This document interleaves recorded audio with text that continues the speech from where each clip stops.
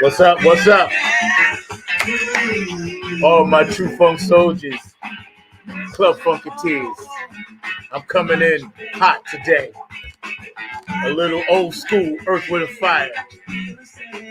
Build your nest. I know y'all ain't heard this in a minute. So check this out. Today, y'all are going to get a sneak peek preview of my ups, my downs, my highs, and my lows. I'm going to be showing you some clips from an interview that I've done with inspired voices I'm very proud of. Before we start, Brendan, Ohio, Boosie and Patty, love you guys. Hit me up. New York, clap your hands like this. Oh yeah, shout out to my dog, Milo Z, bro. Not for nothing, but the Nappy Head Funk Army 2.0 turned it up last night. So shout out to the 919. Y'all always come through, come out and support us, show up and show out. Appreciate that. Shout out to my dog, Diego, Oak City Music Collective, all that good shit. Yeah, man, thank you. And the Poorhouse. Next week we're going to be at Shakori Hills on Friday. Anyway, back to the roll call. Jersey, you in the house, Donna? Long Island, Bayshore, Darryl Holloman, what up? What? North and South Kakalaki. Virginia, what's up, Pat?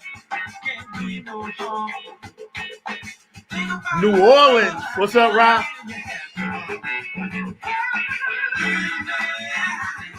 Georgia, Q&A Entertainment. Oklahoma, Dallas, Texas, the Funkabenchi, and the crew down that way. April Panthers. 313 to Detroit, Minneapolis, y'all. Chicago, Indiana.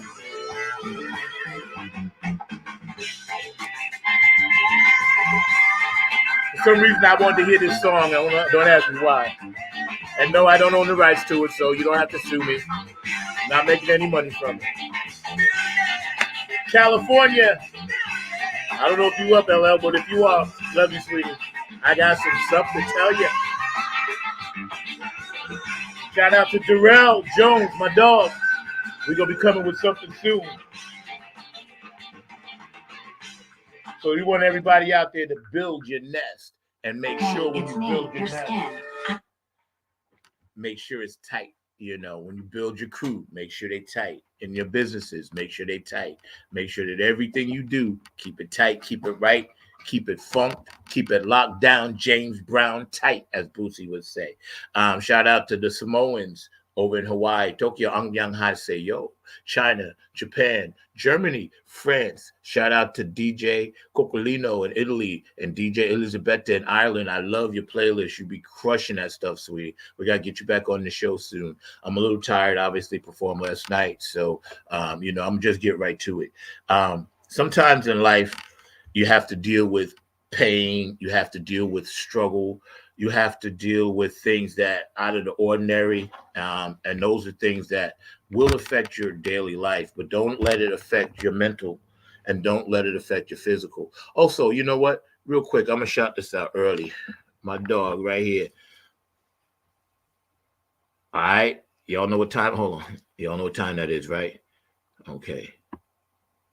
That's my dog in Ohio. And the Nappy Funk Army, we are in the funk Hall of Fame, which memorabilia I'll be dropping up there this summer on my mom's birthday in August. I can't even tell you from a little kid on Long Island how much of a vision and dream that was so far away, and now it's reality. So like I say, united we stand, my song, you ain't gotta be the best, just gotta outlast the rest. All right. Shout out to my dog Jeff Roberson. I know I'm gonna see you next week when you come through in May. That's cool. But anyway, getting back to it, sometimes things in life happen and you got to deal with all the pressures of internal stuff. It could be physical, could be mental, could be people around you, could be your circles, could be a lot of different things, But what I think that can help you get through some of these things as a simple thing, some meditation and some prayer. And I try to do that, 3 times a day. I'm not saying do what I do, because I'm no angel, I'm no saint, but I just try to always stay in a place where I try not to get pushed over lines. And sometimes you have to stand up for yourself, and it's okay then to step across, because that's the most important thing. Sometimes it becomes self-preservation, and it's okay to step across. It doesn't mean you're trying to hurt somebody, but you're trying to keep someone from hurting you. And a lot of times, the darkness, the demons, the devils that are out there, they see goodness about to shine in you. So they're going to do everything possible to make that not reality. Because when demons and darkness see good and it becomes part of their reality, then they know they have to be good, and they don't like that. So that's why they attack you in different ways. But believe me, I'm built for this. There is no demon, no darkness, nothing on this planet out there can attack me. All right. And it's not going to happen. I am too ordained, too blessed, too ordained in the funk. I have so many wonderful friends, people I never met before on social media, just constantly supporting me, constantly sending me love and support. And that's what's going to get me through this battle that I'm dealing with my stage 3 prostate cancer. I'm not ashamed to talk about it. I think that more men should talk about it. I think that it's important. And like I said, I'm just going to keep it real. That's what this show's always been about, organically keeping it real. And of course, keeping me fly, because I'm always going to look fly. I'm always going to look the part. That's the New Yorker in me, son. But today, my producer, Mr. Mark Lee, and I put together a montage of some short video clips that we're going to show some of our guests doing some things, as well as I'm going to drop in some of my personal interviews. I see Mark, he's like, he got a puzzled look on his face. Yeah, we're going to do a little bit of that too, Mark, but don't worry. I'm looking at him now. I see this brow go up. He's like, what are you talking about? See, I'm always throwing stuff at Mark on the last minute. This is what I do. This is why I drive him nuts. Because I think of things at the last minute. What can I say, But yeah, so we're gonna do some I want to say last minute cleaning up before we get into our anniversary month, which will be May. Okay, so in May we're gonna do it hard, man. It's gonna be all of that and then some. Next week I plan on taking off. And I may have a guest host, or I may not. I may just do something that, rerun, because, I'm doing a March for the Homeless speech in Chapel Hill, right? And it's going to go from Chapel Hill to Pittsburgh, I believe. But, everybody in the 919 is going to be out there, news, this and that and the third. And we're marching for homes. We're marching for people to have a decent place to stay, people to have rights, not to be threatened by landlords and things like that, which is illegal, by the way. All right, so y'all landlords out there listening, you just can't be messing with people for no reason. You can't mess with them. You can't mess with their things. You can't mess with their kids. You cannot do that. It is against the law, and you will then end up going to jail. So you better check yourself before you wreck yourself. All right. If you're a landlord out there and you're doing shit like that, you can bully people that don't know the law, and you can throw people out in the street, but don't think they ain't going to come back at you, because that's the law of the street. And if anybody, ever thinks that somebody is soft and, you take advantage of your kindness, those are the wrong people to mess with. Tell you right now, those are the wrong people to mess with, because when you mess with somebody that has an act of kindness in their heart and a kind streak in their heart all the time, you can only push them so far before they push back, and you may not like that pushback. So just beware of what you do. Be wary. So Mark, let's cue up one of them videos, man. So y'all check this out. This is my dog Oliver Riera, and Mark's going to be pulling them up at random. So I don't even know what they're going to be about. So it's going to be about 10 minutes long. Y'all sit back, funk from the front seat. Dr. B, what up? Philly Dilly, what up, bro? Love you, bro. Missed you, man. I wish you could be here. Go ahead, Mark.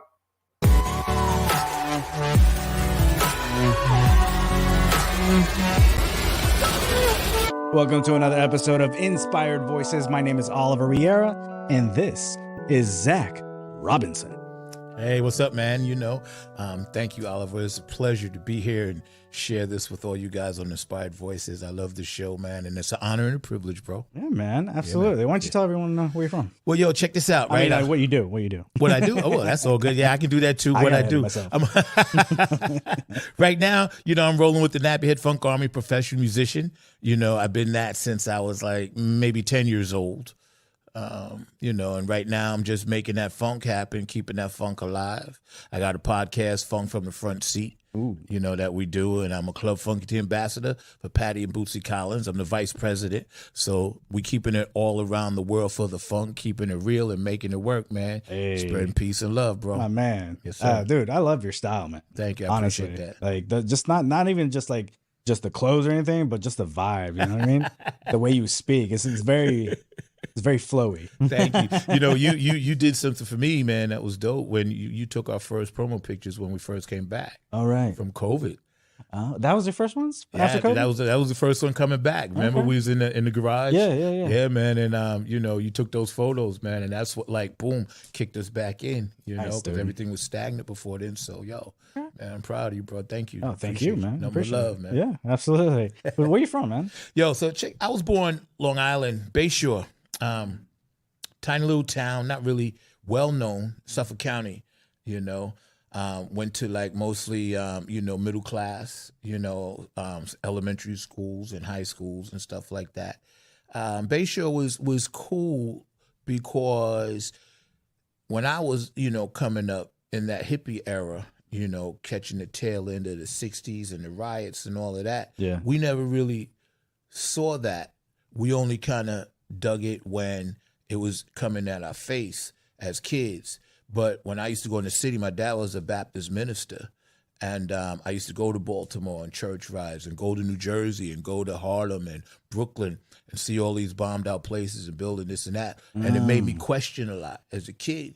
I was a suburban kid. Yeah. And I was trying to understand why that was that and what happened that I saw on TV with the riots. And on Long Island, it was chill. We didn't know about it until I saw it. At a young age, like how old? I was like 10 years old when Martin Luther King got shot. I was born in 1958. Oh, wow. So, yeah, man, I'm like a prehistoric dinosaur that looked good. Hey, yeah. I've been blessed with some alien DNA, but we'll talk about that on another show. But like to be that young and have that awareness between your neighborhood and other neighborhoods. Yeah.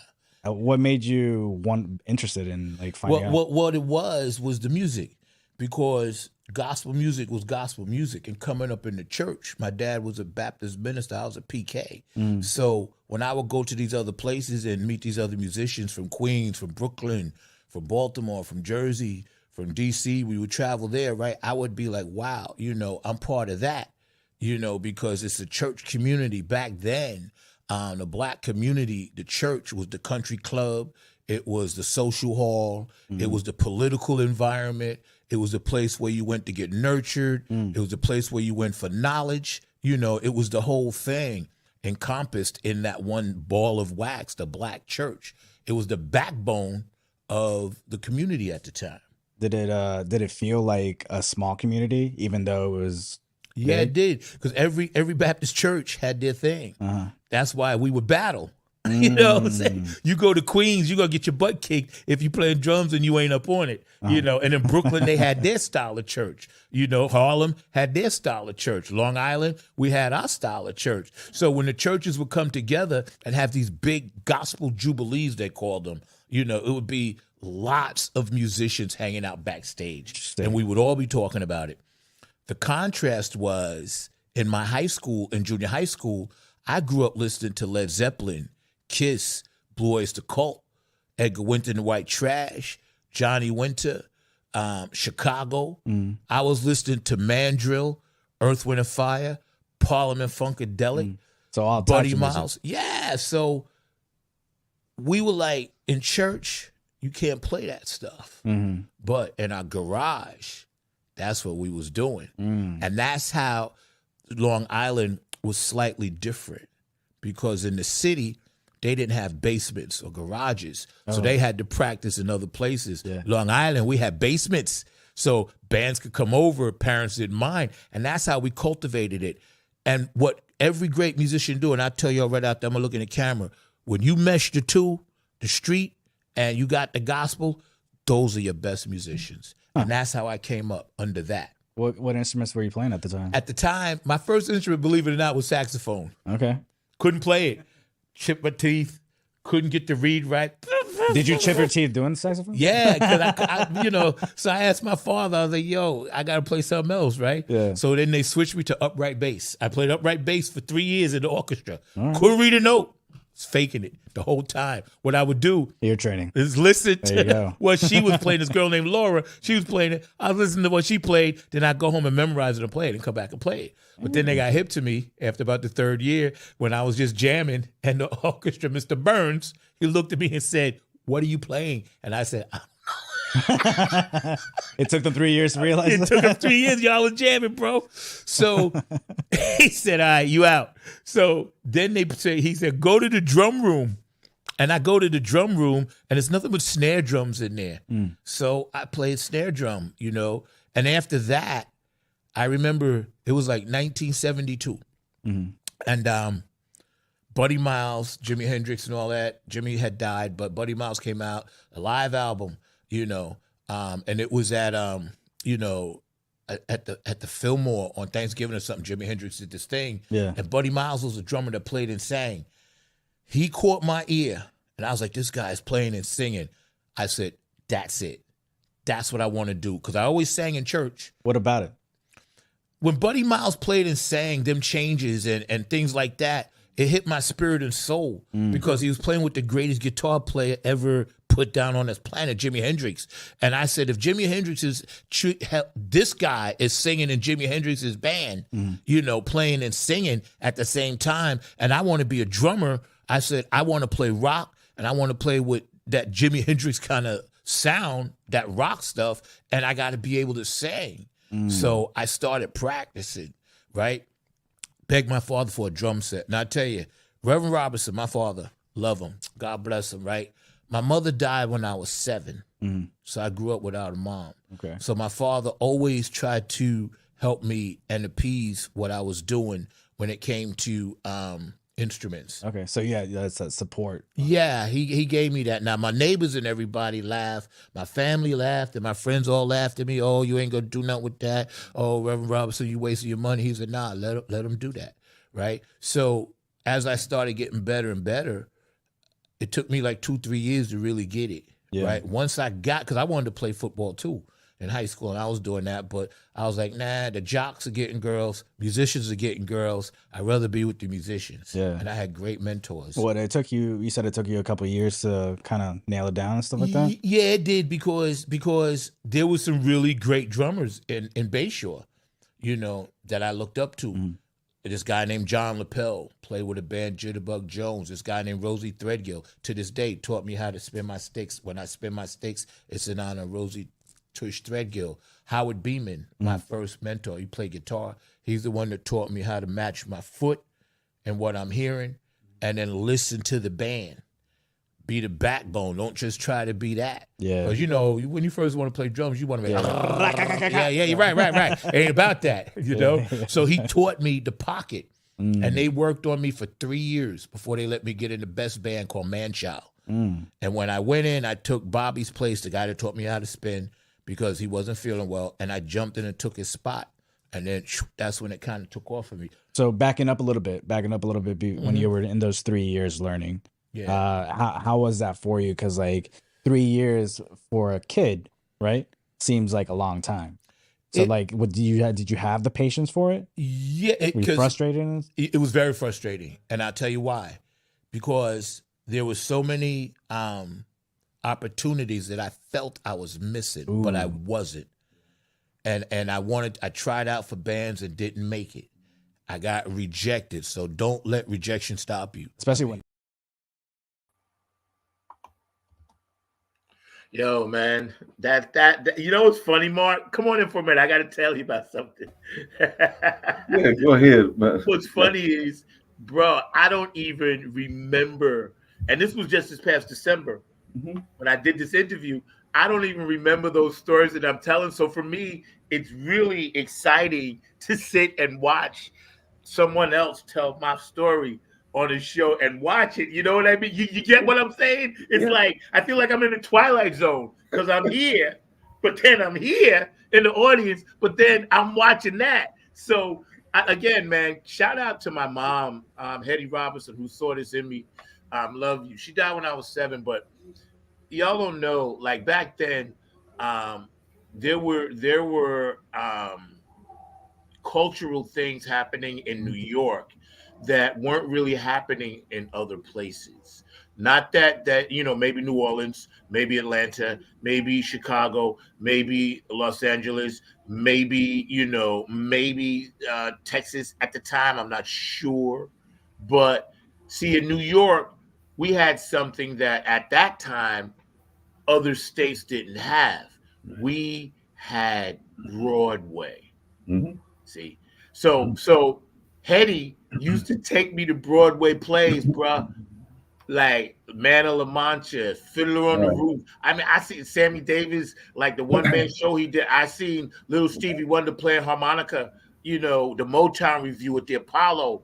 I mean, that's where she. I guess I don't even maybe I think because she was always she loved Mahalia Jackson was her favorite artist, but. And we always played gospel in the house, but she also really loved Lady Day, and shout out to Billy. And so she would probably want to go to some of these things because my father was always working at night. And I guess she figured it couldn't hurt me, And thank God I'm getting tears now talking about this. Well, now I can tell that it moves you. It moves you right. But I am so grateful to that woman for doing that. There's no amount of thanks and love that I could give to my mom for doing that. And my father as well picked up the torch because by the time I got into playing instruments, he had switched to days because my mom had died.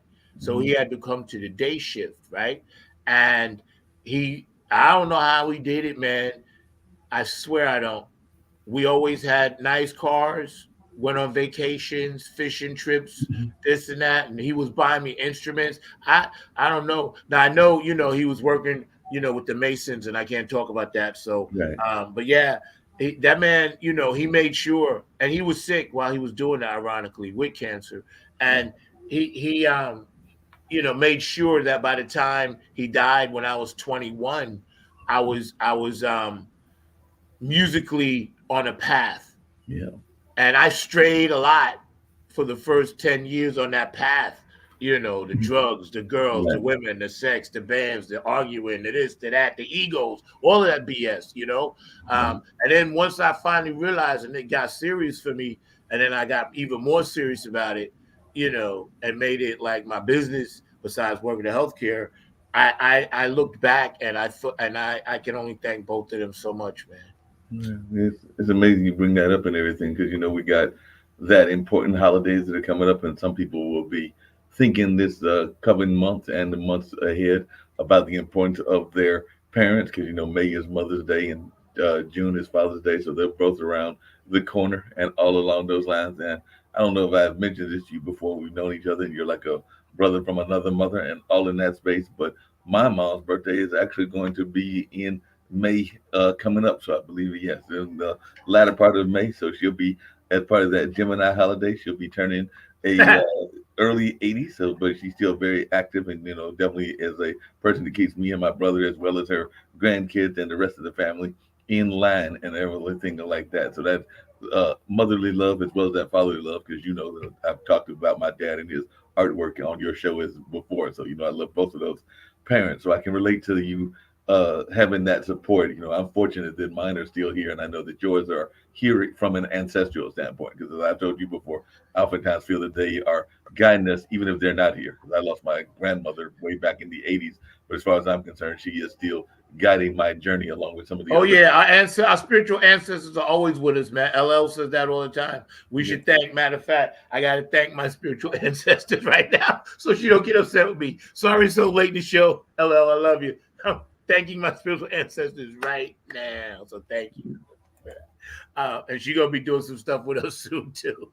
We ain't gonna drop that yet. It's a surprise. But yeah, man, parents are important. And I know I can tell my audience this. I know you be down with your parents all the time. Wherever they call you, whatever they need you, you always are going up to see them, and the holidays y'all get together and everything, man. And I'm so happy, man. It's a blessing, man. There's a little bit of part that we're gonna be talking about a little bit. About some of these segments you guys are watching. Today's a special show. We're closing our April. May, we start our anniversary month. And it's going to be 4 years, which is totally incredible. I can't believe that. Who would have thought that? I figured by now I would have lost interest, but I'm actually gaining interest and actually adding more things. It's all your fault.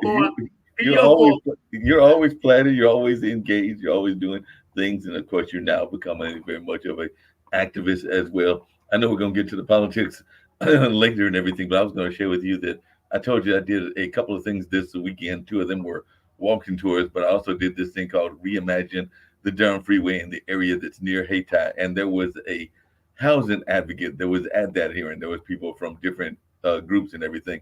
What I did not realize, and I'm sure you will not be shocked when I tell you this, but where I currently reside and where you used to reside at is actually notorious. The lady told me that they filed the most evictions of anybody in North Carolina and in the Durham area. So I found that very fascinating and wanted to share that with the audience and everything, because I know people, and we can't talk about their name, but people thought I was bullshit when I told them I got gentrified out, and I'm working with the pension, and it still happened to me, because see what happens is they're a national corporation, right, and these national corporations, when it comes to housing, they have slipped under the radar with local governments as far as establishing guidelines, because local governments are so busy paying attention to these fools at the top. Right. So people forget you still got to vote for some of these things on your local level, and housing is one of them. That's why now across the country, they've gotten away with being able to gentrify and raise rent every year. Yep. Like I said, because they slip through. Yep. There was a lady that I was talking to. She was actually in that space. I wish I could think of her name, and if I can find her, because I know I can get it from the 2 that organized it, because they're friends of mine and everything, that I can hopefully bring her onto our show, and you can interview her, because I know you'll have some serious questions. But when she told me that this past Tuesday, I was shocked, but not overly shocked. I'll just put it that way. They lead the and like you said, we can't say their name, but they lead the amount, and they own several facilities here in the Durham area, and I think in the Triangle, but they lead the amount in the area in terms of filing for evictions in this particular city that we reside in. Yeah, that's well, hey, that's why we're doing this thing, man. So if you guys are in the 919 and y'all come out, it's going to be May 4th next Saturday, rain or shine, and it's big. This is big, and I've been blessed to, I guess, be a spokesperson for it, I don't know why God chose me for this particular mission. I'm going to accept this mission graciously and be grateful for it. Just like I am with the other stuff I'm dealing with. And I'm just going to march forward and push forward, man, and carry that torch, man. I'm trying to put up some of these nice comments that, that people are saying. I appreciate you, Dr. B, man. Yes, it's weird to look back and think about all this other stuff that's going on and then still think that, every day is a gift.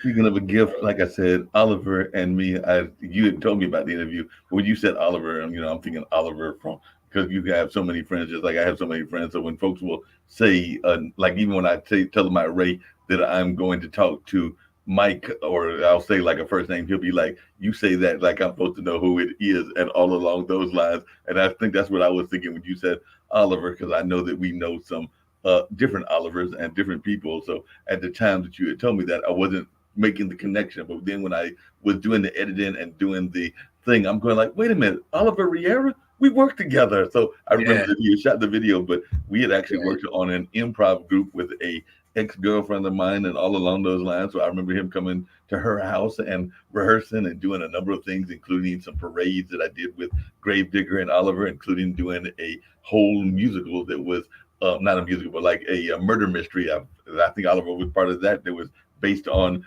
Marilyn Monroe and like a fictional murder mystery that involved her and everything along that space. But yeah, Oliver is a very talented individual, super great actor, super great comedian, super great radio personality, and all along those lines. So, and he's also, like you said, with the Inspired Voices, very much using his stuff as a tool. Yo, slow down. Back. He's a comedian.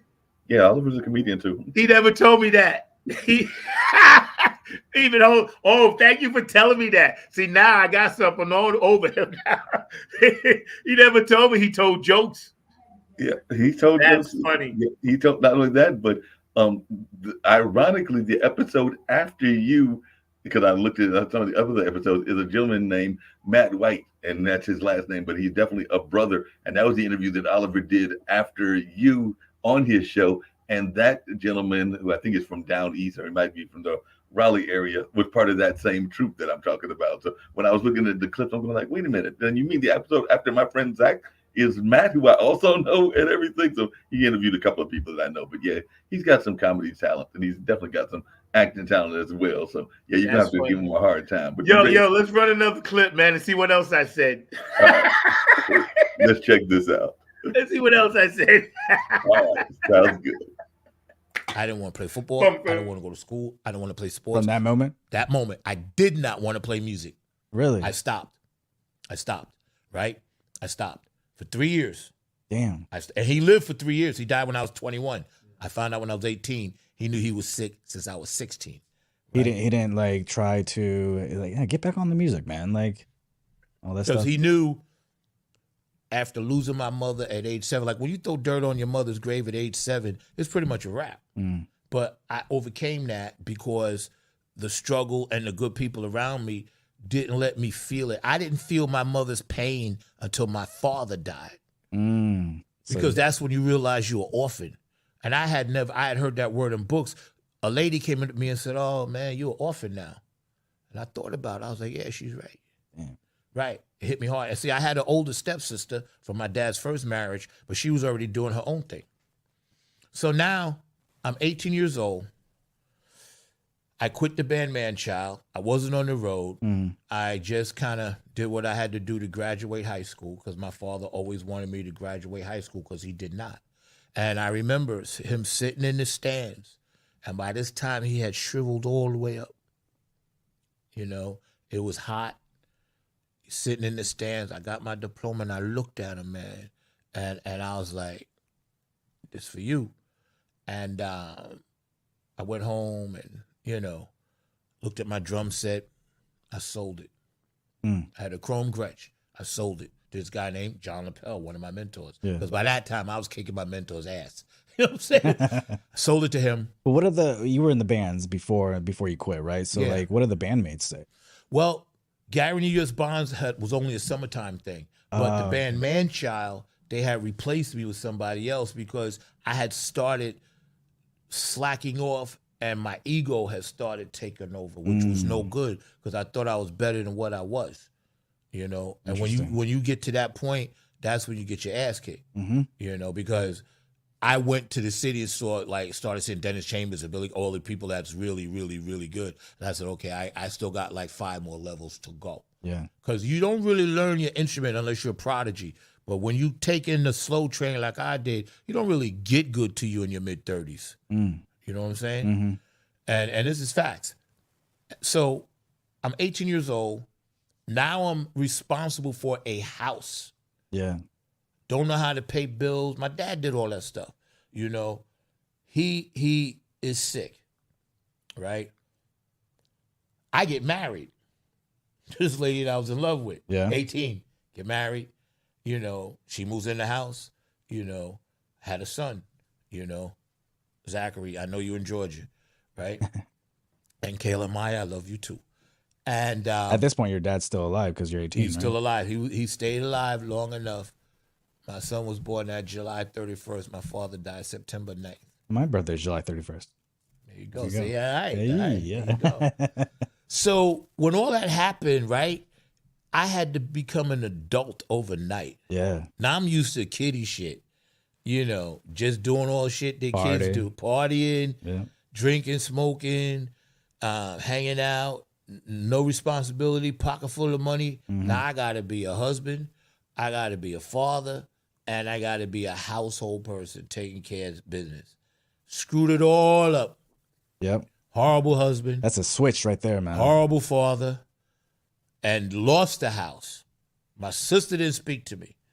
They thought I was doing drugs and I really wasn't. It was somebody that swindled the house out from under me, you know, and I didn't know what I was doing. So I had to deal with like family shame. I had to deal with no job. I had no other skills. I played music all my life. So what was I going to do? Yeah. You know what I'm saying? Didn't really understand why I was the way I was.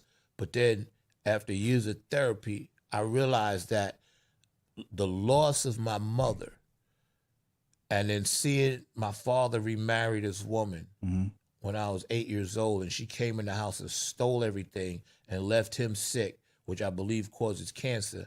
She was there for 2.5 years, wreaked havoc, came in, stole everything, ran up bills and everything, and then bounced. And then left. Left us on Christmas with the tree burning. We came home, everything was gone. Damn. Yeah, She that's set what it I up? went through. That's what I went through at 9 years old. Damn, dude. Yeah, man. So my father somehow pulled himself together, right? And he became this pillar of strength, but his weakness showed for the first time. And when his weakness showed for the first time, that's what broke my heart. My father was the strong one. The fish, you know, fixing cars. He used to race cars. Him and my uncle, they did all this stuff. Came from down south, had a good job, was supervising all. Now, I'm like 9 years old, and I didn't mean to jump around, but I can't help it. So now I'm like, okay, music is the only thing I got.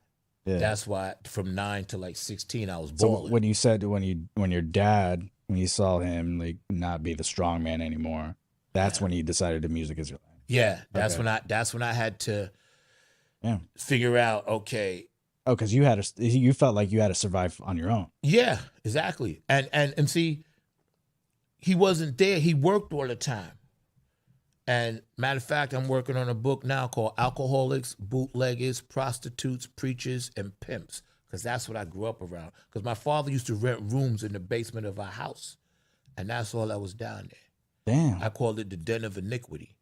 I used to go down there 4 o'clock in the morning, prostitutes, gambling, people fighting. Was that how he made his money or something? No, he would just rent the rooms, but he didn't know what was going on. He kind of knew, but he would take in like people off the street because he felt sorry for him. He was a preacher. Oh, shit. But see, the one thing back then, kids, we had no say-so. You couldn't get away with that now. Right. Back then, it was like, hey, you do as I say, you know, not as I do. Keep your mouth shut, keep your eyes closed, whatever you see, right? Because that's how the black community was back then. There was no programs or this or that. You had to take care of people. And he didn't do it on purpose. And some of those people were really good people. They just were like winos. They were like prostitutes. They were like pimps. And they started stealing everything out of the house. Many bikes I had, 10 speeds I had. Some of them was on drugs. And I was telling my father, like, this is just killing me, man. They're doing this stuff. They're doing this stuff. It took them 2 years to realize He the didn't effect believe it you? had on me. It had a big effect on me, Yeah. right? But did he believe you when you were telling him stuff? He believed me, but he was slow to react to it for whatever reason. Whatever the reason was, I still don't know. I've seen things. I've seen people swap wives and everything. You know what I'm saying? Right in front of my very eyes. So I'm a kid growing up with this. So that's why I said, you know, the black community, the church and all of that, There was a lot of good, but there was a lot of stuff going on behind that curtain Mm-hmm. that I saw that I shouldn't have seen. And when all this was going on, that's when I was just developing my music. I was like, okay, mom's dead. You know, dad's going through his struggle. I got to deal with all these people in the middle of the night, waking me up, this and that, coming out the door, slamming this, that, fighting, stabbing, shooting. I dealt with all of that, bro.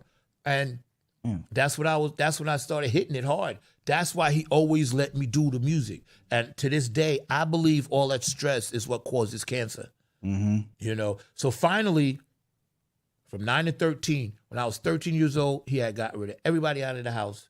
It was just me and him. Why? And I was like, why did he do it? Yeah. Because he realized the effect that it was having on his reputation, on the house itself. He knew my mother definitely wouldn't have rolled like that. Mm-hmm. You know what I'm saying? And it made it I guess, possible for him to take a deep breath. Because he hadn't taken a deep breath since my mother died. Right. He was the caregiver. And I used to take care of my mother when I was 5 years old. Yeah, you had to take care of yourself, man. And like you had to grow up fast. Real fast. Seeing all that stuff, right? I grew up so fast, bro. I miss my childhood. Mm-hmm. This is why on stage I act like a child now. I miss my childhood. Yeah. There was no Christmases for me. There were no birthday cupcakes for me. There was no Easter bunnies for me. There was no Halloween candy for me. I had to do everything on my own. Everything. My father was working, and it was just me by the time I was 13. You know, and the other people that was there in and out couldn't depend on them. Yeah. And my sister was doing her own thing. Yo, that's incredible. That's incredible. You guys watching, just tuning in, welcome to Funk from the Front Seat, Not Underground TV, every Saturday at 12 p.m. What I was doing today, and my producer, Mr. Mark Lee, agreed that allowed me to do this, was to show you some clips from an interview I did in December, so you guys can really get a chance to know the real person behind the person, and the emotion and spiritual person behind the person. And like I said, it's cathartic for me because I'm watching for the first time what I actually represent, and the good, the bad, the ugly, the highs, the lows, all of it. That's why I wanted you guys to see that, because it's an honor to share, and I know a lot of people out there are down with me, and I really appreciate that. And I wanted to share this today because next month is our anniversary, so it's pretty cool. Yo, Mark, you know what I think we should do now? We got Lisa Lover. I think we should run her song, her video, man. I want to see that. Can you do that? Or you want me to do it? You can hit that one. Okay, good. I know. Don't worry, you ain't getting lunch today because I'm going back to bed, bro. For all the people out there watching, thank you for getting up early. I love you. But I'm going back to sleep. But I can't, man. I got stuff I got to do. I'm just messing with you, bro. I wish I could, though. I wish I could. It would be it would be great to go back to sleep. I tell you that. But anyway, we have a lot of people that we've been vibing on lately. LL is definitely one of them, so we love you for that. But Mr. Mark Lee, when I mentioned the part about the Afro-American or Black church, whatever you want to call it, the things that were happening, man. Did you ever see stuff like that in your environment? Mm-hmm. Yeah, like I said, actually, ironically, Mom went up with my one of my cousins, Jonathan, as well as what would amount to a second cousin, because my first cousin's, let's see, Annika would be the one of her two daughters and everything, but two of them, and Mom and my Aunt Julie, they went up and went to our family church, because there's a family church here, Pine Chapel. So yes, that church environment is very important, even in rural North Carolina. So definitely I saw that connection, and I've even gone to some local churches here in the Raleigh-Durham area and all in that space. But that church connection, and particularly that church connection to our musical community, I definitely Did you ever see stuff that shouldn't have been going on?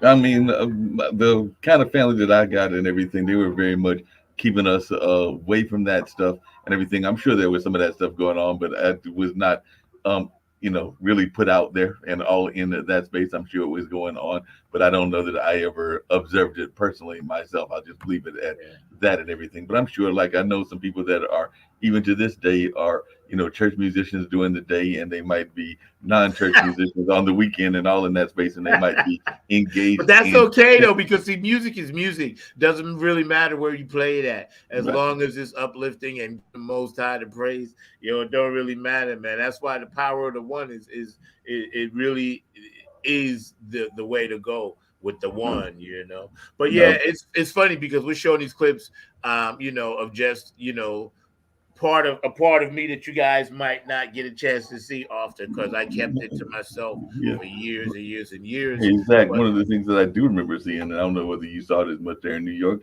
was that you would have folks that would be going to the nightclubs, and there might be these tent revivals, and then some of the people might be even kind of preaching against folks that are going into the nightclub or going into the spaces and everything. So there was a little bit of that, for lack of a better term, rivalry between the protesters.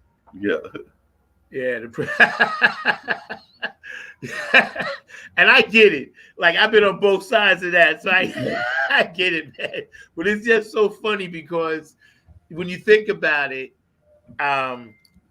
you have to really be willing to put yourself on the line to picket something that you probably behind closed doors listen to yourself. Exactly. You know what I'm saying?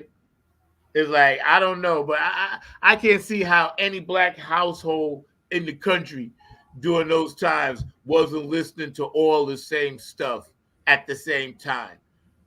Sam Cooke, or Curtis Mayfield, his early stuff was gospel, but then he transitioned. Or Mahalia Jackson, because I remember my mother used to be playing B.B. King and Mahalia Jackson at the same time. It was just music. It was never a thing where it became a separate thing.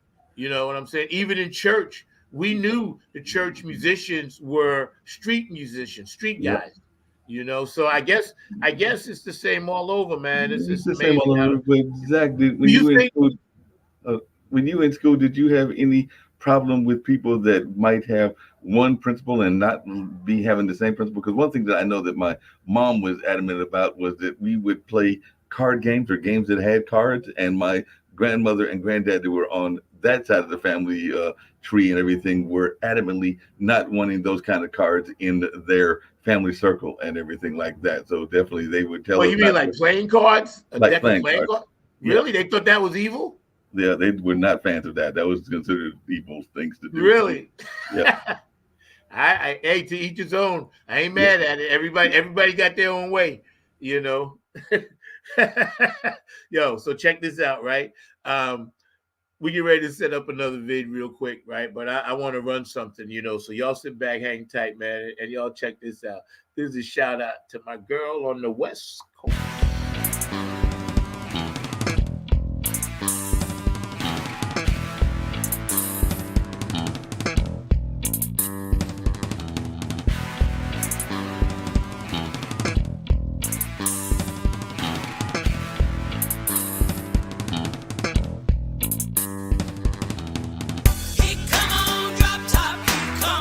Moving it slowly, got juju live on one.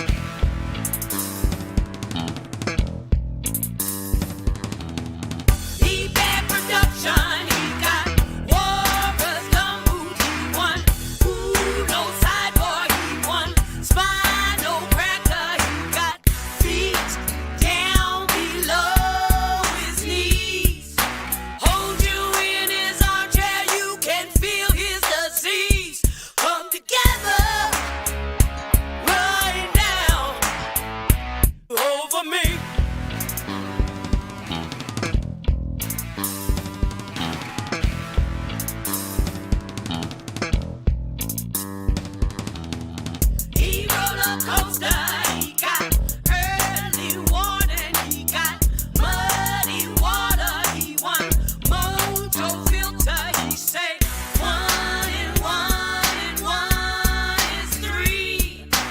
Got to be good looking 'cause he's so hard to see.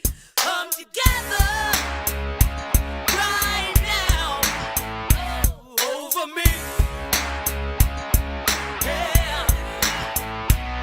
I wish we can all come together on one accord. Chicanos and black folks spread it across the board. No begging, maintaining respect for one another. Cause when it all boils down, we all the same color.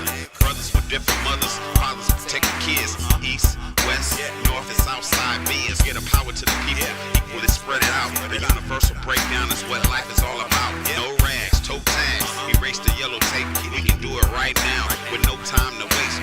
No court cases, face it, we get it done. No matter where you at, no matter where you from. Grown men, go 10, fall in perfect. Get it right with the most high, believe me, it's worth it. Lisa Love, Betty Paper with Baldy the old man. Skunk my baby, better get it while you can. Get it.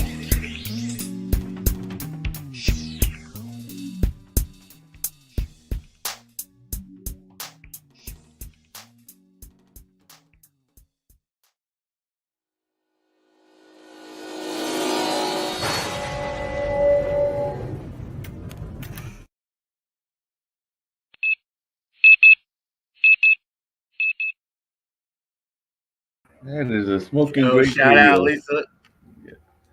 That is a great video. I love that video and everything. I do want to clarify something with you, Zach, just really quickly and everything, because I think that he did a little bit of stand-up. But, you know, just like there's different forms of music, there's jazz, there's blues, there's definitely funk, and there's plenty of other musical styles. Comedy also has its different forms as well. So Oliver is really more known for improv comedy, which is kind of like that acting version of sketch comedy, or what people would consider sketch comedy. So that's really what he's known for, not so much the stand-up, because when you said that, I was going like, yeah, I think he did a little bit of that, but he is known because he actually was involved with DSI Comedy, which I think is in Raleigh, and a couple of other troops, including that one that Yvette had formed and everything. But yeah, he is known as a more of an improv comedian. So when you tease him, you have to let it be known, because that's kind of what Jacoby does as well.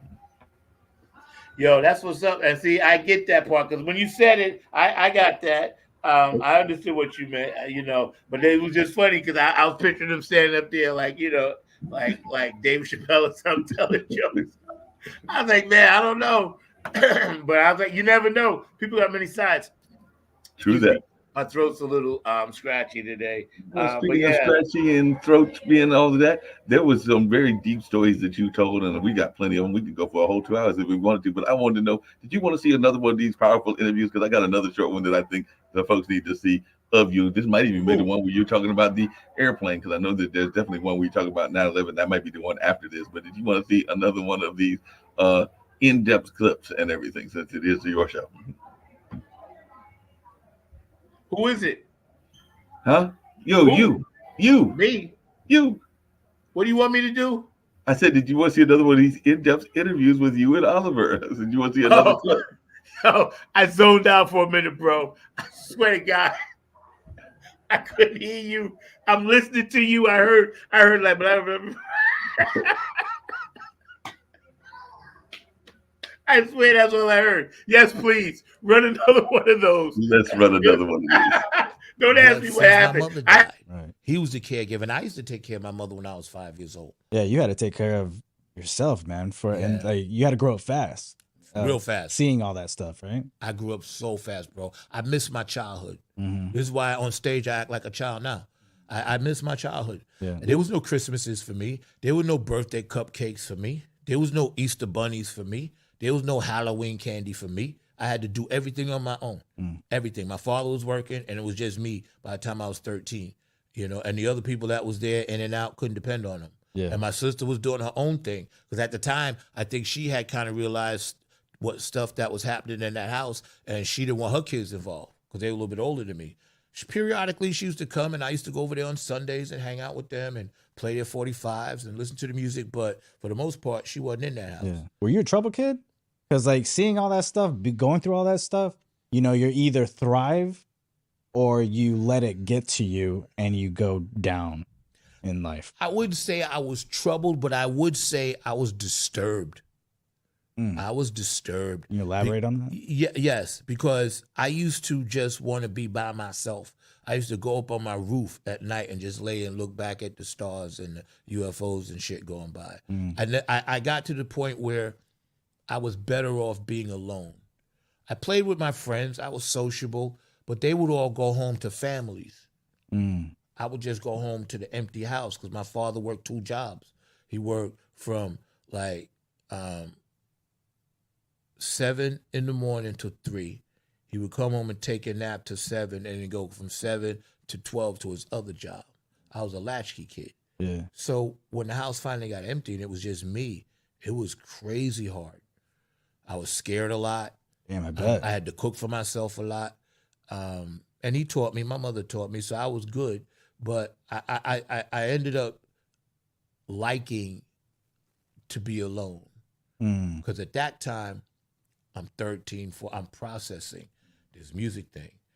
What happened the past 10 years, reflashing over and over my mother's funeral, watching my dad go through stuff, thinking about the people that I saw fornicating in the basement, shooting dice and stuff, smoking weed and stuff, going to school when, I was soaked in piss because I had peed the bed. There was nobody to clean me up, nobody to wash my clothes or nothing. Yeah. Right? People used to make fun of me, not the best groomed, but mostly groomed. I took care of myself as best I could. But it was things that my teachers realized.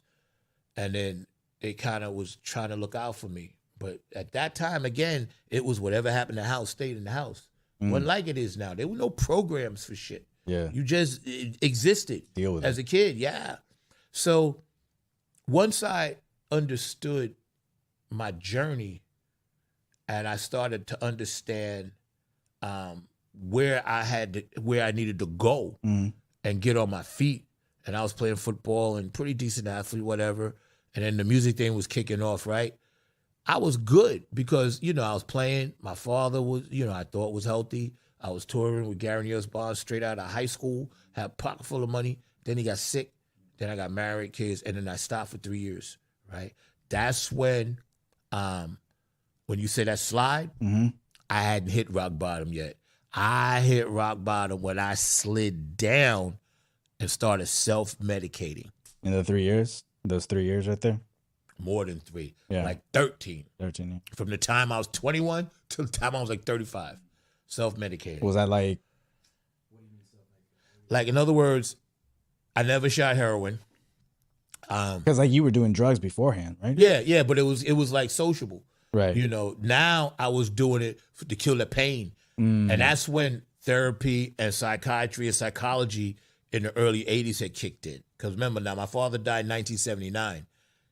So coming into the 80s, people started understanding, wow, PTSD and this and that and, what people are going through, traumatic stuff. So I started self-medicating only because I was hanging out with people that was doing it.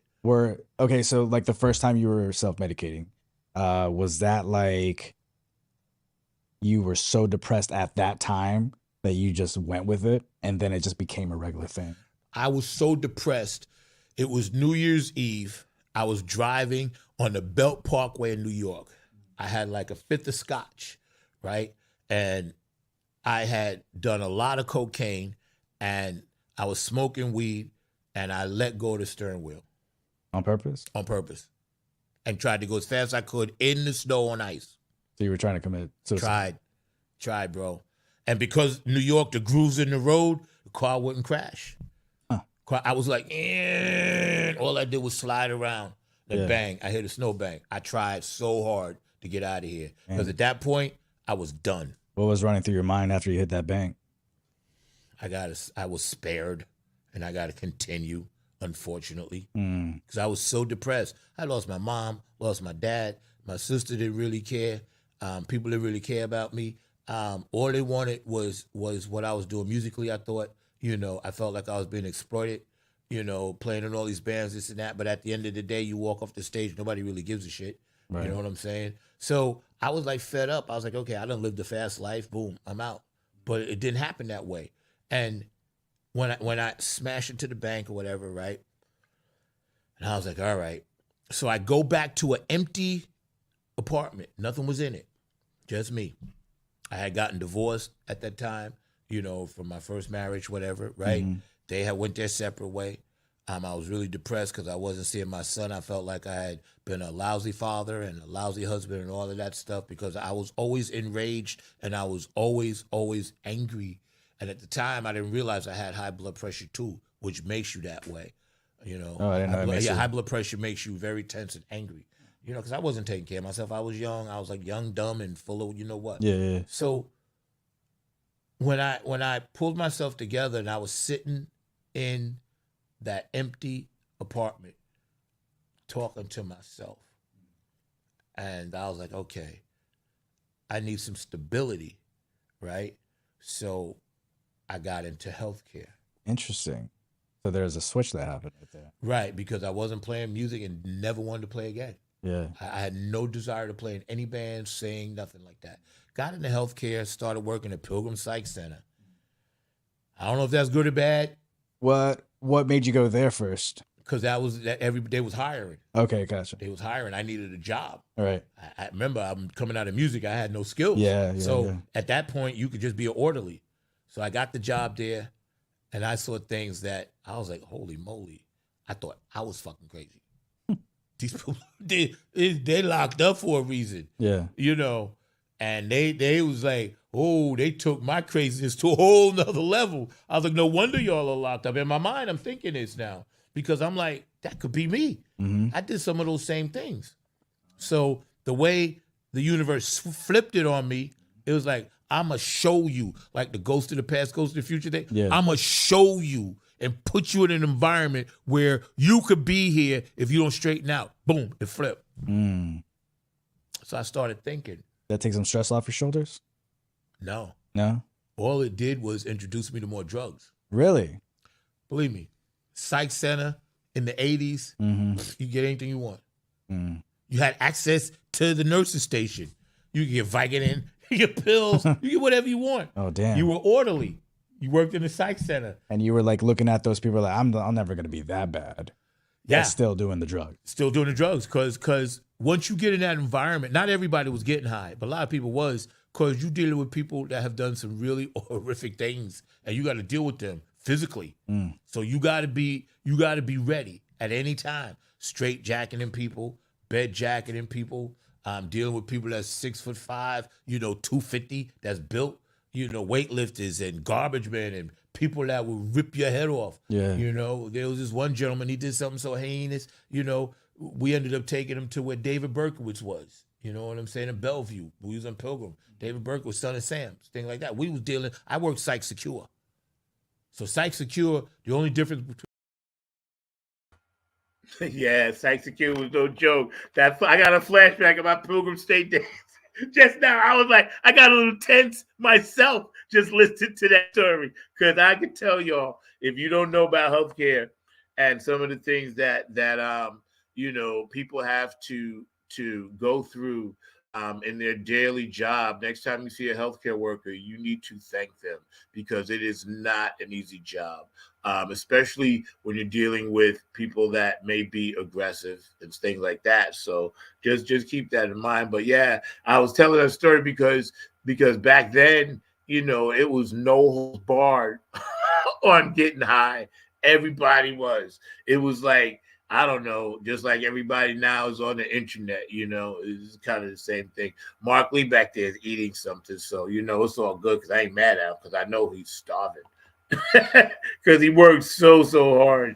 I'm gonna put up. I got another clip for you, and it's another one. Hold on. I wanted to read what David Brooks said. What the devil meant for evil, God can turn it around for your good. That's right, and it has happened. I'm a walking, I guess you could say, not miracle, but I'm proof. I guess you could say I testify. So, that's why I talk so much about spirituality a lot. I'm not religious at all. I follow Buddhism, but I just want to be part of the good. But what you gonna say, Mark? Go ahead. I was going to say you had some more explanation about that on this next clip, and we can share some of that as well. And then I think I got the one with 9/11. But yeah, we still got some more of these great clips. Well, do the one with 9/11. That one. I think 9/11 is the next one after. So let's see if this is the Okay, right y'all one. check this out. Where David Berkowitz was. You know what I'm saying? In Bellevue. We was on Pilgrim. David Berkowitz, Son of Sam, thing like that. We was dealing, I worked Psych Secure. So Psych Secure, the only difference between us and the CO Psych Secure is we didn't carry guns. But I was vetted to carry So like guns. a security? Nah, they call it Psych Secure. I was an orderly. So that means like if you was a patient. We're gonna get to this one right here. This is the one that I was looking for. So hold on one second. Here we go. He said, look Yeah, at I it from thought- that point. Because I was all sad like I'm playing in some low-down club and I ain't in Madison Square Garden. He said, no. He said, you sitting on your gold mine. Yeah. Right? So little things like that come back to me now. And Dennis inspired me. So I didn't win the drum contest, but I was like, I didn't care. I got a chance to talk to Dennis Chambers, you know? He did that on purpose. He inspired me. Then I started dating one of the off group, the Brides of Funkenstein, Sheila. Her name is Amuka Kelly now. She was one of the singers for George Clinton. I started dating her. Okay. And yeah, now I'm getting to the good stuff, bro. Yo, you get ready to get it down. Yeah. Dating her, and she was hotsy-totsy, and I'm walking around New York City. I got the bride on my arms. All right. Now I'm completely backstage. Yeah. Now I am completely upstate where I can't reveal the place, but where the mothership was. Right. The real mothership. The ship that landed in Madison Square Garden. I'm up there now. And I walk in there, and I was like, I never forget it, because the night before I went to a Wu-Tang concert, right? So I swear to God, it was the weirdest thing. So she's like, yeah, I need a ride upstate. I was like, upstate? And I knew her. She said, yeah, I need a ride. We're rehearsing up there. I was like, let's go, right? Boom. We go up. Gary Scheider, Clip Payne, Skeet Curtis, Gabe Gonzalez, Sheila was there, Bernie Worrell, George Clinton. They all just walking around. And so if somebody brings somebody in, they automatically assume they're cool. Yeah. I was cool as a fan.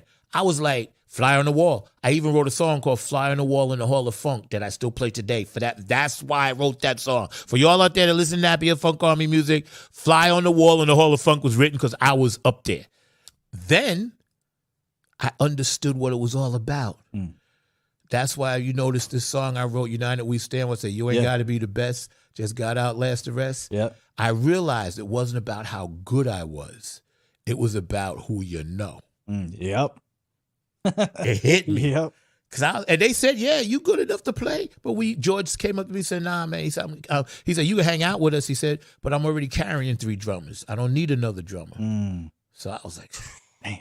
But That would have been the ultimate, right? But the best thing him and Bootsy Collins told me to do, he said, and Bernie Worrell too, start your own band. And that's how Nappy Funk Army was born. Then he said, I want y'all to play at my birthday party. Oh. So we played at George Clinton birthday party, and the rest is history. Damn, dude. The rest is history. That was 1998. Yes, it's who you know, but you also have to learn how to communicate and be social with those type of people and stuff like that, right? Right, exactly. See, and I hadn't had that. Sheila taught me that. That's why I love her to this day. She said, listen, just be cool. You ain't got to come in like all hyped up, like you chest poked out. No, just come in. And Sheila told me, wherever you go, act like you've been there before. And that was one of the most important things she ever told me. She's up in Detroit now. I love you to death, Amuka. She said, act like you've been there before. I was like, bet. So, at that time, I was in my late 30s. I was starting to understand the game, And I said, all right, I put together a band. We played George Clinton's birthday party. I understood the game then because once you understand the rules of the game, you could play it better. Yeah. It's like the Golden State Warriors. They became this dynasty, but they started out losing first. You got to lose first before you can win. Right. You got to not necessarily bottom out like I did, but you got to be able to humble yourself. See, and I was always a humble kid, but then there was a part of me that had that arrogance because I did go out so early. I was playing in front of the Tramp so early. I did tour with Gary and the U.S. Bonds so early.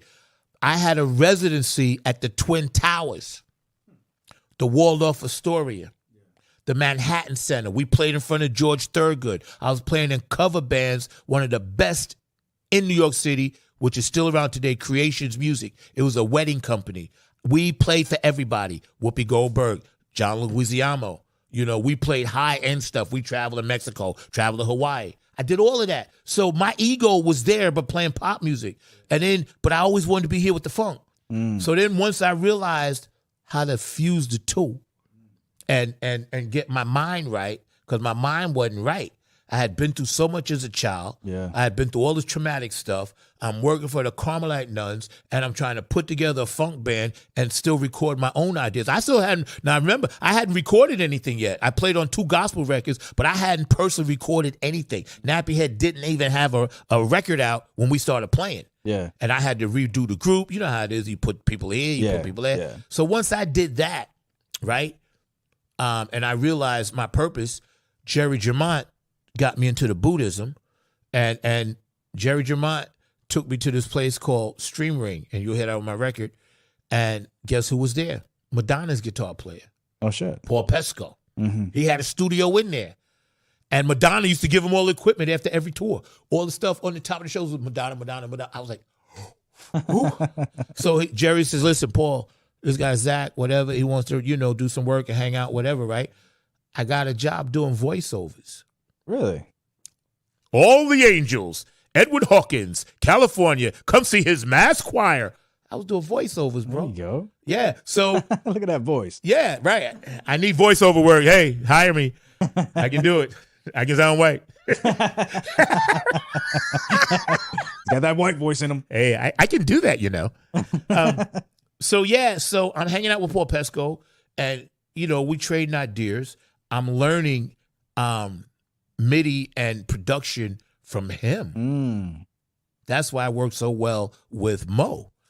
I learned it way back then. Okay. And we were the first, and I'm proud of this, the Nappy Head Funk Army was the first black rock funk band on Long Island to stream live with this company called Stream Ring. We were the very first ones, and Long Island will not recognize us for that, nor are we in the Long Island Music Hall of Fame, which is a travesty, but that's okay, because guess what? I'm going into the Dayton Funk Hall of Fame in 2024. There you go. Up in Ohio. There you But that's go. a side note. But so once I was around these people, I got Jerry Jamont, played on everything Aretha Franklin did. Paul Pesco, Madonna's music director. I was like, okay, I must arrive. I'm hanging out with P-Funk. I'm dating Sheila. You know what I'm saying? And by that time, Sheila and I had broke up, but we still stayed friends. I still had the connections, right? I'm picking up George Clinton from the airport, picking him up from, when he came through, Gary Scheider in Maryland, taking trips, this and that, behind stage. And I'm seeing my friends in the audience. They like, damn, how you get backstage? I was like, yo, I got like, what? Oh, yeah, I'm up here. Wait, hold on. So, like, with all of this going on right now, were you consciously aware of everything that's really happening?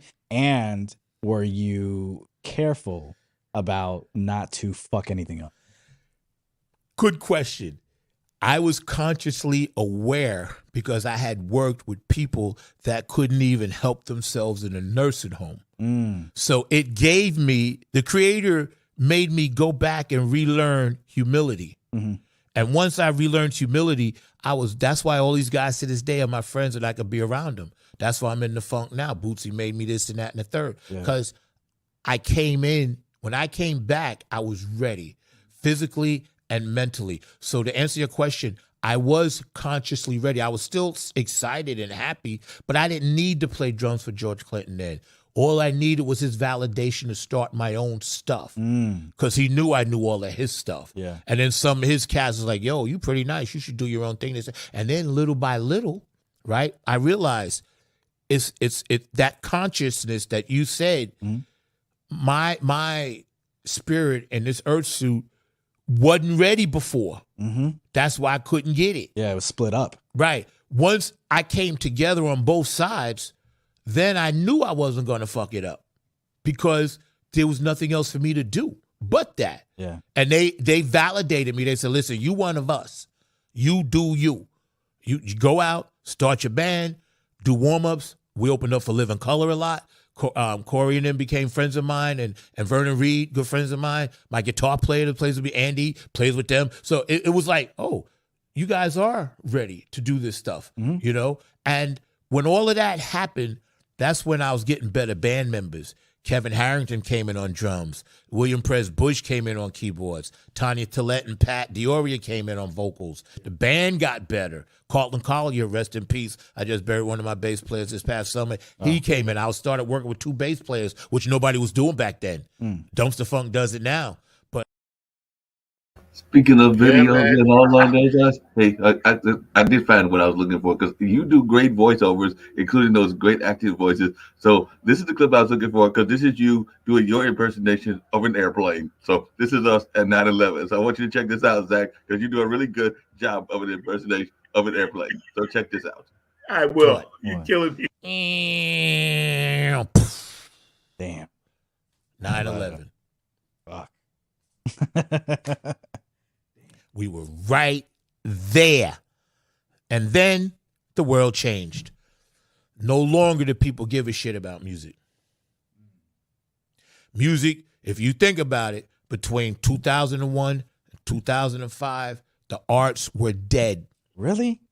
I mean, it seems hard to believe. I mean, I understand why, but it seems hard to believe because music is music. It's People resonates. played it, but the first year and a half, 2 years, you got to remember, New York was burying thousands and thousands of people every day. Yeah, yeah.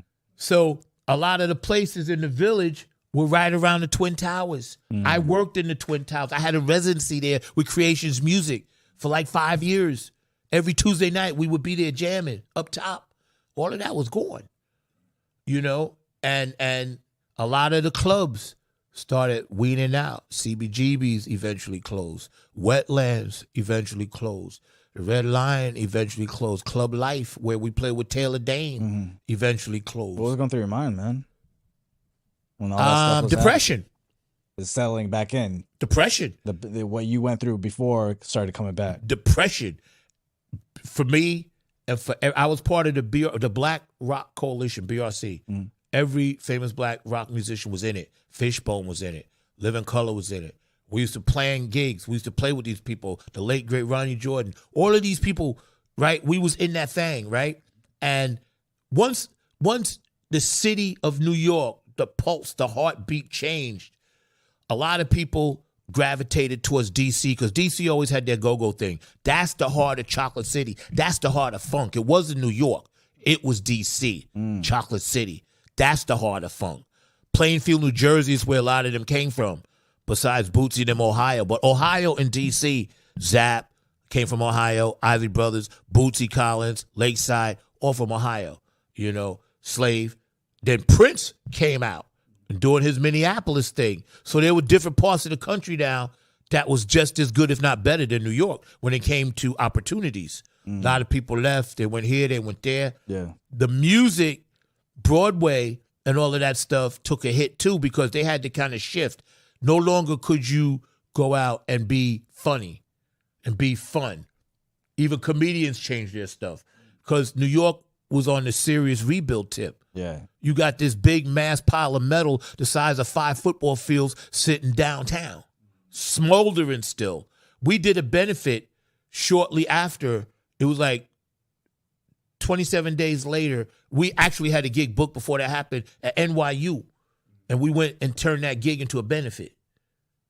You know, things like that were happening. Right. So it became more serious. Yeah. I became more serious. I got married. So, let me get married. Got married, right? And had kids, you know, moved to Virginia, you know, to get away from all of that, you know. And So all that was happening and you decided to bounce and just.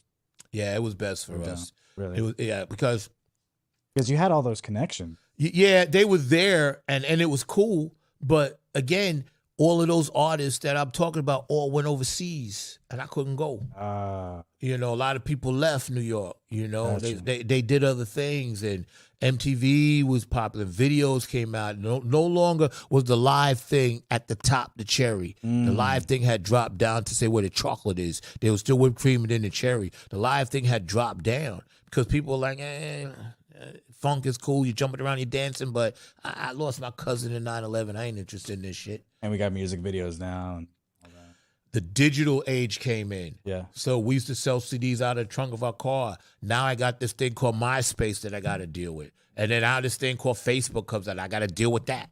You know, so you know, what was that thing? The Monster, the Monkey, whatever. You could bootleg songs off of. You know what thing I'm talking about? Yeah, It like had LimeWire and stuff like not that. yeah, but there's another one that was a famous one that had an animal name. Yeah, I can't remember. Yeah, I know yeah, what you're right. talking about. I Monkey or used to have Monster, it. whatever that Yeah. was, that came out, and people are bootlegging music. Yep. So there was a lot that changed. And again, we had recorded our first CD, Funky for Life, and put that out. We selling out of the trunk of our car and selling it on CD Baby, right? And you know, it was getting some sales, getting some airplay, but it wasn't the same because we couldn't really perform like we wanted to because there were no places to perform. So obviously that means that you had to like switch it Mind up. if I take a sip? All right, go for it. Yeah, you had to, at that point, you can't be doing the same thing. You have to switch things up, right? Switch it up, right? Is that what you kind of planned at? I didn't plan it that way, but nature, again, takes its course because the universe always had a plan for me to be sitting here with you right now. We get married, moved to Virginia, lived there for 8 years. Marriage is cool. My kids are great, but it ain't working. We moved to North Carolina. Now I'm out of touch with my band. I go back and do one benefit for my friend who had died, Nathan King, and we did it for Long Island Coalition for the Homeless. We go back, I put the band back together, we do the benefit, right? They all were gracious enough to do it. I went back down south, and there was no music in Virginia. It was Virginia Beach, but I wasn't playing, right? I auditioned for some pop bands and played a few times in Virginia Beach, but it sucked. I didn't like it. So we moved here. Now, I don't know nobody here. Why? Because my ex wanted to be here because her family moved here. Okay. So we moved to North Carolina in 2013. Okay. Got divorced in 2014. Now I'm without my kids, without my family, second family, right? Second North time Carolina. I'm divorced. North Carolina. Don't know anybody. And I didn't know anybody. And I'm on my own. Again. Going back to that childhood, huh? Boom. Right? I'm living out in Southern Pines. Right? Depressed. I had ruined my life, jacked up my marriage, right? I'm really depressed. I'm like, all right, this time is really time for me to go. Right? I had bought a shotgun. I'm laying on the bed, my kid's picture here, and I got long arms, right? Kid's picture here, my ex-wife's picture's here. I'm laying on the bed, boom, shotgun in my mouth. And I can reach the trigger. So I'm right there. And I'm like, well, this is gonna be it. Yeah, that was some dark times, right? And I ain't really wanting to get into that like right now, but that was some stuff, and sometimes first moving here that had me in a different place, which I'm in a much better place right now. But that was like the lowest point of the second time around for me, and the reason why I'm not really into talking about that like right now on this particular show is because that's a whole nother show that I'm going to do when it comes to suicide prevention, and I wanted to save that clip for that.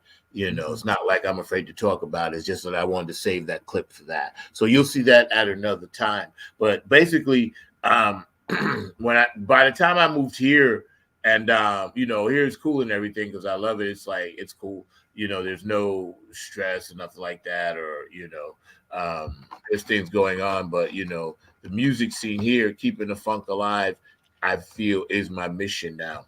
So that's why. I think that the universe has me here right now to help rebuild and revitalize that whole funk movement because it does need to be revitalized down here. You know, it's not nearly as many opportunities, you know, for funk bands, you know, especially pure funk bands, you know, that are homegrown or whatever. I don't know a lot of them, but it's not really a lot. What are your thoughts on that, Mark, about venues in North Carolina and things of that nature, as you would say? Yeah, you got a couple of venues that are doing things, and we got some new ones that are opening up, like Missy Lane is trying to do some stuff, but she's more jazz oriented. And of course, but first of all, tell us the name of the place and where it is. Missy Lane is here in Durham. It's in downtown. It's near First Presbyterian, and it's Cicely, who was one of the organizers, along with Al Strong of the Art of Cool, put this venue together and everything. The Fruit is not that far from the old ballpark, and they've done some shows that have tried to have a couple of funk bands. And I know you played the Pinhook, so there are a couple of ones that are older and everything. So there are venues and even motor codes that definitely there needs to be a greater scene, and there definitely needs to be support for what exists, and definitely in terms of funk, and definitely even some genres that I like the blues. There definitely needs to be more efforts. But I've also heard, because I talked to a friend of mine recently, that there's some people that are trying to put together some festivals, like they tried to do this Bull City Summit last year, but now those people are getting into some trouble because there's some things wondering, what happened to the money and whether the thing was organized correctly and all in that space. Because apparently there was an article that definitely painted them in a negative light, and I've got to do some more research and everything. But then there's people that are trying to do a Roots Festival. I think that the lady from the Carolina Chocolate Drops and maybe even Reese are trying to get involved in that as well. So maybe we can get a funk festival going as well, because they're trying to get some new festivals, and there are apparently some new ones that they're trying to build in the downtown area. And apparently the city has got some money for some of those as well. So they definitely need to be some, as you like to say, increased opportunity. So I would agree with you on that. And even one thing that frustrates me is that they will have venues, and then sometimes after the venue closes, then they won't use the space. Because I know even here in Durham and in Raleigh, and I would even argue Chapel Hill, there are schools that used to exist. And so those schools would, of course, have auditoriums. And sometimes those auditoriums are not being used at all. And sometimes even have the old equipment in there. So I won't say the old. But what do you think? Why do you think the bulk of places that are predominantly minority owned, that were once or are trying to be fledgling opportunities for artistic venues, they aren't attracting the big sponsorship for the money? Is it flat out that they are not trying hard enough? Are they not looking in the right spots? What is the issue? I mean, there are a couple of issues. There can be everything from sometimes people price themselves out, because even the venues that I mentioned and everything, they're going, they have a membership model, and that membership I think starts at like about $100 or a couple of $100, and not everybody can afford those kind of memberships and all in that space and So everything. it's economics then. It's like a lot of it is economics. It's definitely economics, whether it's on the So, side. so let me ask you this: how do places in other cities strive? I mean, well, sometimes they have the support of big time investors. They have the support. That's my point. Okay, so that's my point. So why aren't these people going after investors like that? They don't have to live here to be an investor.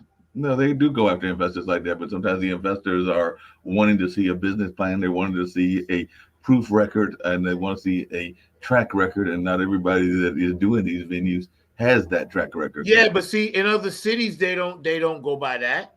That's other cities. Like I said, the urban cities have a little bit more capital that they are able to give out because they have a greater pool. That's why I'm leading you down this path, because I want to know, why can't one of those paths simply veer off to where the urban city money is?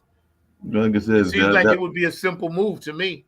It depends on whether right now some of that money is going toward other projects. I mean, probably it is going to your other passion, because every time I turn around, there is new things that are being built and everything. And a lot of that is that gentrification. So whether it's new housing or whether it's new office buildings or new whatever. I mean, you've driven downtown, you've been downtown, you've seen these new buildings that are popping up left and right, but I don't know that they are getting the support in terms of the venues getting that kind of money and everything. So yeah, the city probably could do some more money. I mean, one of the things that North Carolina, particularly Durham and even Raleigh, prides itself on is being a cultural town and cultural cities. I mean, one of the biggest festivals was actually it just had its third year in the old Dorothea Dix venue, and that was Dreamville. But that was a rapper, J. Cole, that put that together. And of course, he's got his. Yeah, so I went up there. I was over in that area. Right. So that's that. But that is what I'm talking about. See, for hip hop and rap, that's a whole nother animal. So they are able to do that 4 years in a row, and that thing had 50,000 people a day. But part of that was J. Cole is also a multi-million-dollar recording artist. So I know him favorite. I know the whole history on the. But I'm saying he self-funded that. A lot of that was self-funded by J. Cole. I know it was, but there were sponsors, but a lot of it was self-funded because again, That's the exception to the rule. See, Right. so why can't some of that money be funneled back towards R&B and funk? I mean, it probably could be funneled back to R&B and funk. I mean, there have been a couple of attempts. I mean, as you know, next month will be Bimbe in May, and that's been going on for decades now. And that is supposed to be one of the R&B festivals of the area. Where is it at? Well, it started at Central. Actually, it started first at the old Hillside Park. Then it went to Central, and now it is and has been for several years out at. Where's the, it going to County be Stadium. this It's at year? the County Stadium. It's been a County Stadium for the last several years. Where?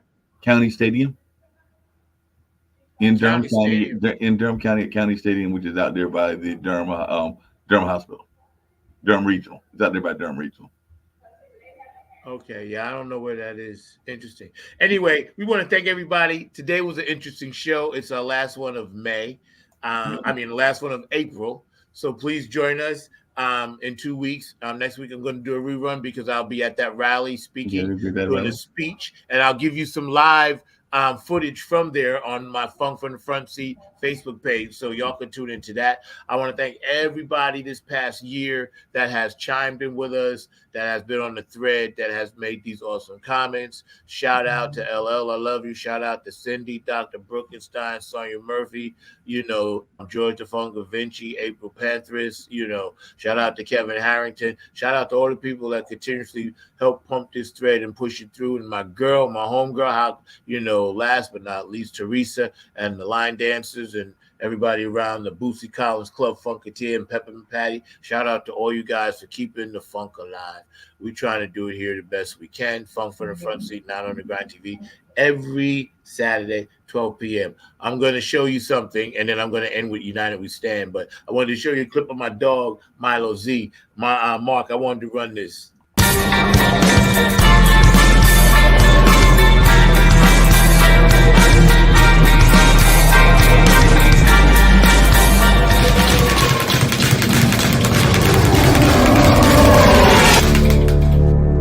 What's happening? Where's everybody going? Seems like everybody's fleeing New York. Let me hit up my boy Frank, see what's happening. Somebody calling me? Yeah, what's up, man? Hey man, what's happening? Do me a favor, come pick me up. Meet me at the spot. Seems like everybody's fleeing New York. I want to know what's going on. Cool, I'm coming. All right, peace.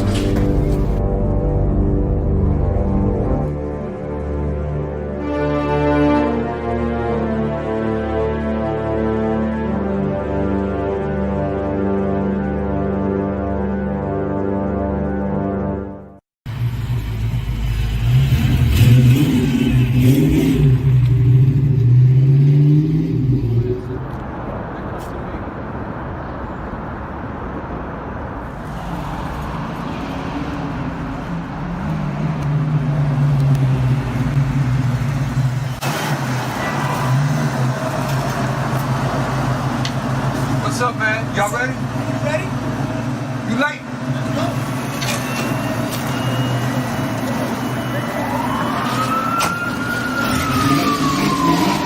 Fire!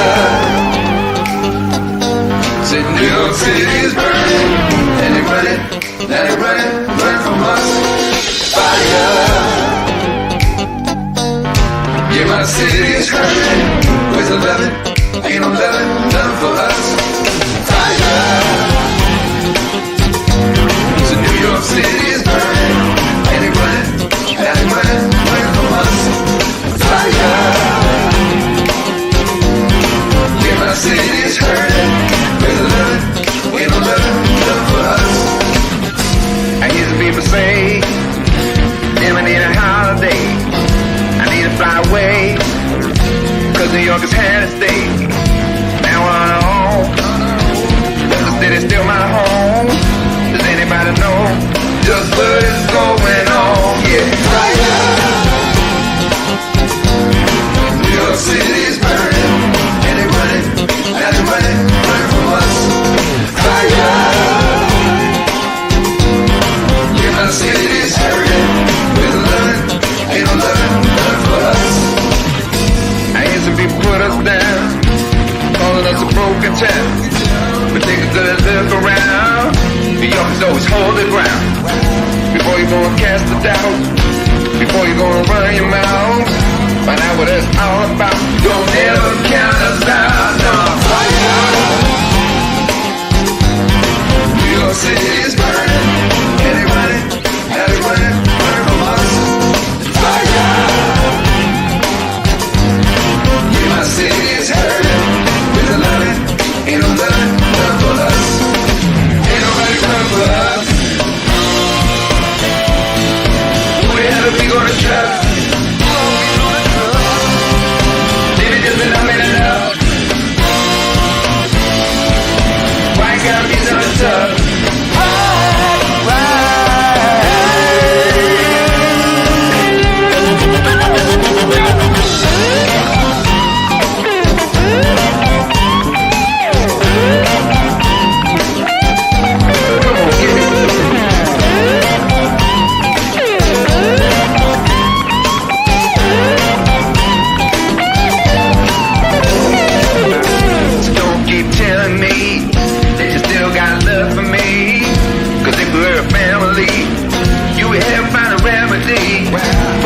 Just talk that shit, but you know we ain't hearing it. So go ahead and fly away. New York will be okay. Yeah. New York City is burning, and they running, now they running from us. Fire! Yeah, my city is hurting. There's a loving, ain't no loving, love for us. But you know you won't be going too far. Yeah, you know you won't be going too far. Cause you know it's still a piece of your heart. Yeah, you know it's still a piece of your heart. But you know you won't be going too far. Yeah, you know you won't be going too far. Cause you know it's still a piece of your heart. Yeah, New York's still a piece of your heart. Cause you know you won't be going too far. Yeah, you know you won't be going too far. Cause you know it's still a piece of your heart. Yeah, you know it's still a piece of your heart. New York City, you know you won't be going too far. Yeah, you know you won't be going too far. Still a piece of your heart. Yeah, New York's still a piece of your heart. New York City.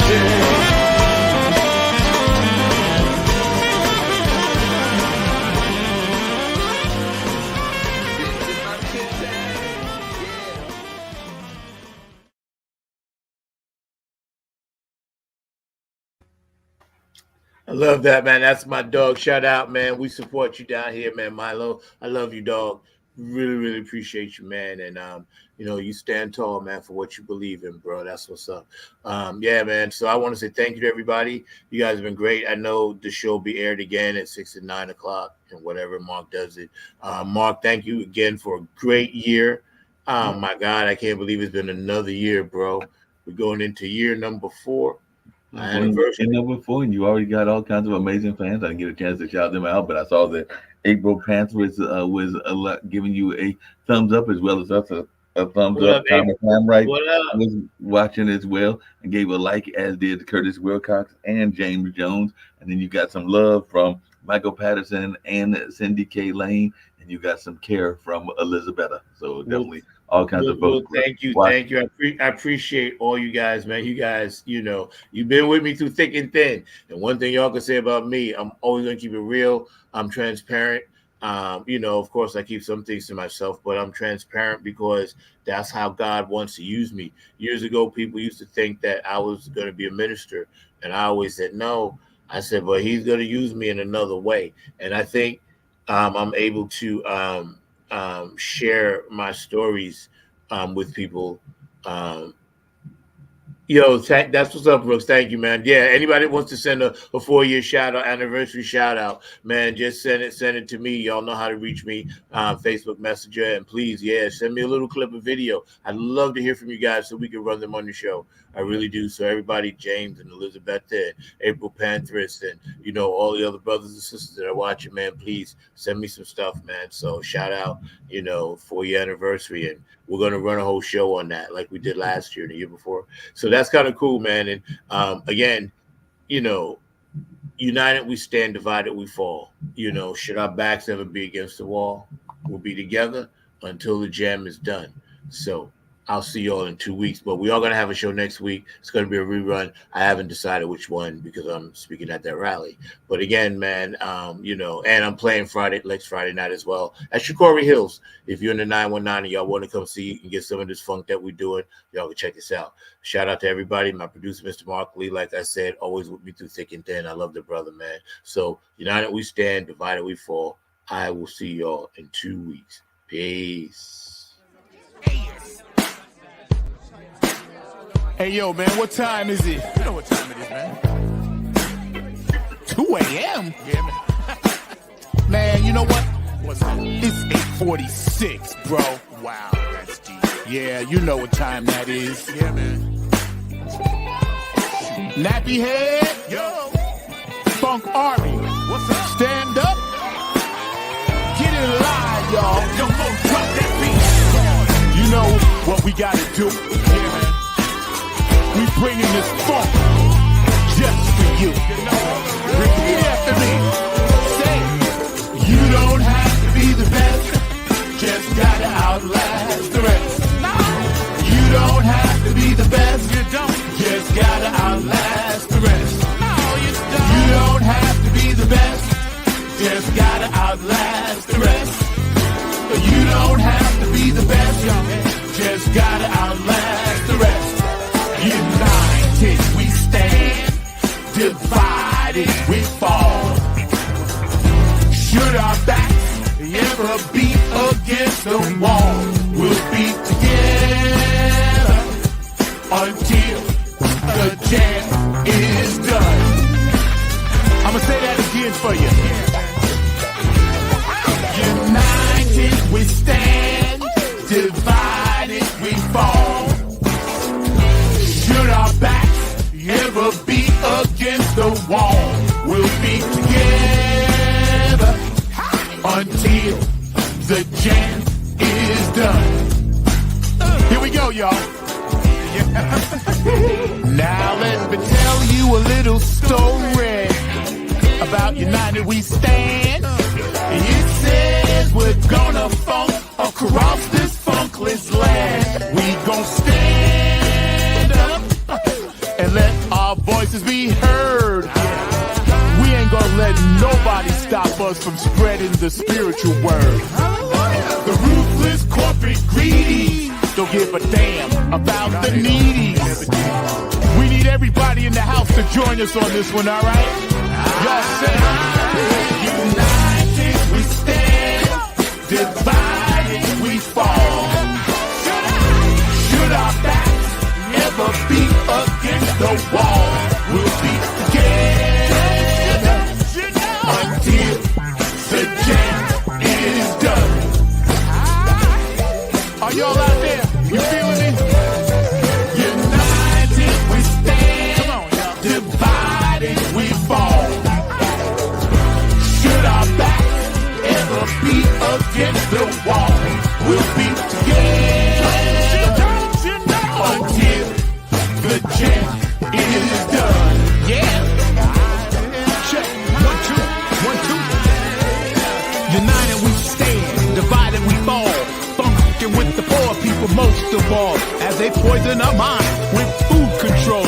Third eye is wise, sacrifice. Wake up and see what they doing to you and me. Keeping a separate product of Illuminati, like the jail cell did my boss John Gotti. Dirty politics and high-priced prostitution reside in all the important positions. Just look around at the injustice in the world. Some forced to live in the deplorable conditions. Watch us, watch what we do. This rap is coming up just for you. So sit back, relax, check out our phone calls. The nappy hip-hop army always bumping in your drum. Twitter, tweet, the TikTok. The ruthless corporate greedies don't give a damn about the needies. A movement, genocide and homicide is happening all around the world. Promise me this, promise me that, when all the fat cats stabbing us in the back. Man, get off my back, bro. Killing me. Let me see you wave your hands. We all wanna take a stand. Rise up against the corporate man. Let me head all across this land.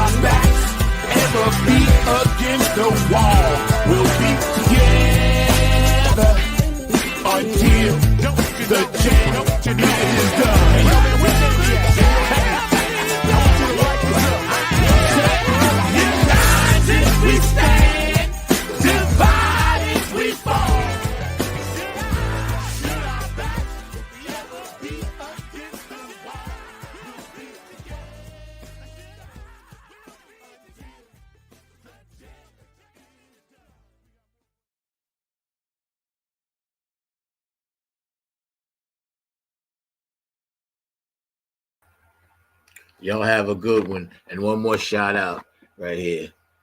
Funk Crown Con, Funk Exhibition Center, Funk Hall of Fame, and David Weapon, all the people at P Funk Radio, and all the people throughout this whole year that have made this journey special. And we're going to continue this for a minute. So we'll see what happens, man.